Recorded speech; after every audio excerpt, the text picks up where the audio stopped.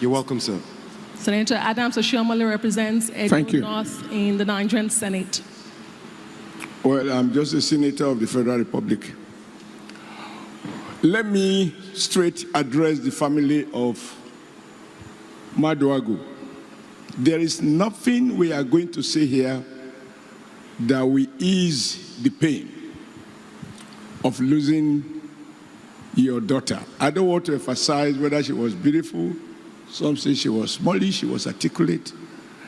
Because I think around the world, we are all unanimous as human beings that children should bury their parents and not the other way around. And yet, this universal wisdom, in this particular case, God has vetoed it. If Senator Ojy is going to make a law in the Senate tomorrow and it will be signed to the effect that let us make this thing a formal law, that law will be unenforceable. Because God, the Creator, doesn't give any human the power to decide when we are born and when we die. But like has been said by everyone, we all have a chance, if we bear this in mind, that we should live every day as if it's our last day, then we can choose how we want to be remembered when this day comes. I confess that I didn't know much about her, but listening to watching the video clip, and the one I watched in the Arise Money show, it reminds me of something that somebody had said, that there are two important dates in the life of a human being. The birthday that you are told about, because nobody really can say he knew when he was born. It is what your parents told you. And the day you yourself realize why you were born. From that video clips, Sommie knew why she was born. She wasn't born to lament the imperfections in society. Rather, she was troubled by those imperfections and make early decision that she's going to walk through the public service to make a change and to build a nation that she and future generations will be proud of. That is the essence of our commitment to be in politics.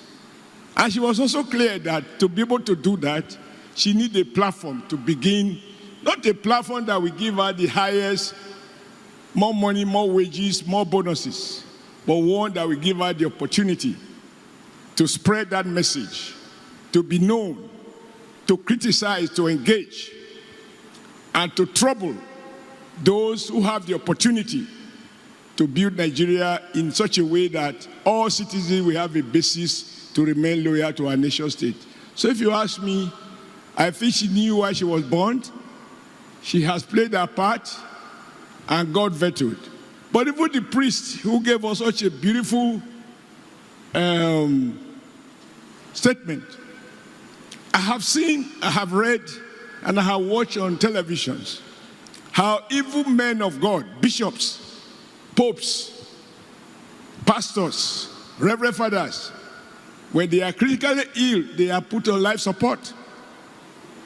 So death makes all of us, that sense of rationality is lost when in moments like this. Because if that rationality remains, we would have to cry at all. Because whether later or sooner, it's the same. So to the Maduagu family, may the good Lord grant you the fortitude to live with a reality that such a beautiful daughter is gone, with all the promises that she holds. And I'm like, to my friend, I was going to say this to you. If she was going to be a senator, you will have to be retrenched from the Senate. Because in a moment like this, we should have a way to relax. She wasn't going to be one of those who are saying, give us the opportunity. She had a fighting spirit. I am going to be a politician, and I will go and try to govern Nigeria and shape it in a manner that will reduce the iniquities she observed in her environment. I joined the family and friends and the family of this day in wishing and praying to God to grant her special space in paradise. And to this day founder who is not here, I always wonder how she, identify talents, give them opportunities. He is an example of what Nigeria should be. You have seasoned journalists, you have upcoming journalists, you have them old, you have them young. There is balance, gender equality within the Arise family. I think this is what it should be. What can we say to change what God has done? Nothing. But what can we do differently? Like the father said, let us be remembered that today we know, tomorrow we do not know. So now that we know today, what do we do today so that tomorrow should we not be? Let it be said that while we were here, we contribute our quota for a better society, and we are proud of the name that we bear. May her soul rest in perfect peace. Good evening, everybody. It's one of the saddest things to come up here and speak words of tribute to a colleague, because no matter how much you try to rationalize it, it will never make sense. A lot has happened. A lot has transpired. There are many things we'll never know. But one thing that we know deep in our hearts is the fact that we loved Sommie, she loved us, and her greatness wasn't finished. So let Sommie's light continue to shine in our hearts, and let us take that to focus on the things she loved. In moments of grief, I like to be quiet, and I understand silence, some people say, is perspective. But today I know nothing, but I know a poem that has always helped me in my time of grief and hurt and silence. And it's a poem written by Brendan Connolly. And it says, "May the silence break." And this is dedicated to Sommie's family, because I know it's tough for them to make sense of this. Because you do not speak, I know the shock of water encountering a rock. The supremacy of silence is what I hate. Only gods and graves have a right to that, or one who knows what this is all about. Perhaps you do. If so, let something break through the walls of silence surrounding you. Out here among words, your silence is the magnet I am drawn towards. Men's mouth, animals' eyes, and the throats of bird. Fear, this impenetrable thing. So do I all day long, and when the night drops like a confirmation of what you are, the controller of every star and possessor of what daylight struggle to reveal. This possession kills whatever it wills. Nothing I say tonight will matter, nor should it. And this silence by all of us at the grief we feel is right, because it knows it is. And I shiver in that cocksure ice and long for the warmth of the bewildered eyes. But may the silence break, and break into words that speak of the pain and the heartache we all feel, and the hurt that is hard to bear in the world out here, where love continues to fight with fear. But I assure you in the end, that the war on silence will end in defeat, and every heart permitted to beat in the air that makes hearts sweet. It is the hardest thing to say, but it is going to be well. And at some point, the silence we all feel today will break. I know it doesn't make sense now, but sometime it will make sense. And all the glory will be to the Lord. Amen. What a loss. What a loss. I stand before you as the senator representing Anambra Central Senatorial District, and that's the district of Sommie. She hails from Agolo. Agolo, by the way, is in Anocha local government area. That's my local government. And my community is just next to her community. One thing that has happened is very clear from this night of tributes. When a good person leaves this world, everywhere will be running helter-skelter. In the morning of 29 September, when she died, my son ran into my room with a bang. Daddy, somebody died. I said, who is that? He said, oh my God.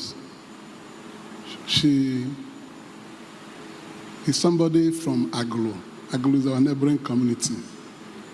I said, who is that? She knew her from London. I said, what happened to her? He said, there was a robbery attack where she lived at Katakbe. I said, what happened to her then? He said, she's dead. They've not gotten the details. It was a breaking news. I said, Less than 15 minutes after, her cousin, Sommie's cousin, called me from Atlanta, Dr. Mrs. Ojy Okpe.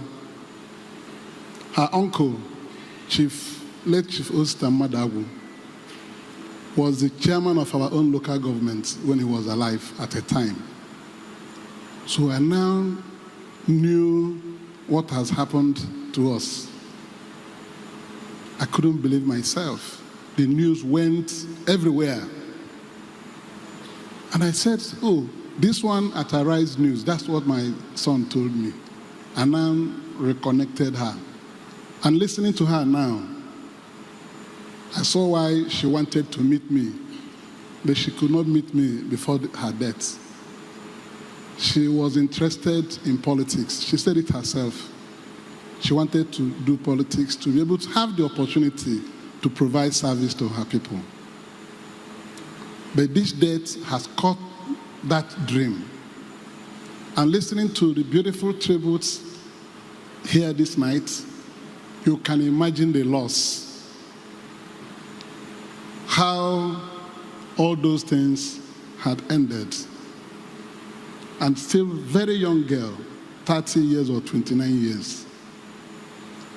But I don't want us to keep crying like the priest said. Death is a reality, it can come at any time. But I want to remind us about what happened on the 7th of September.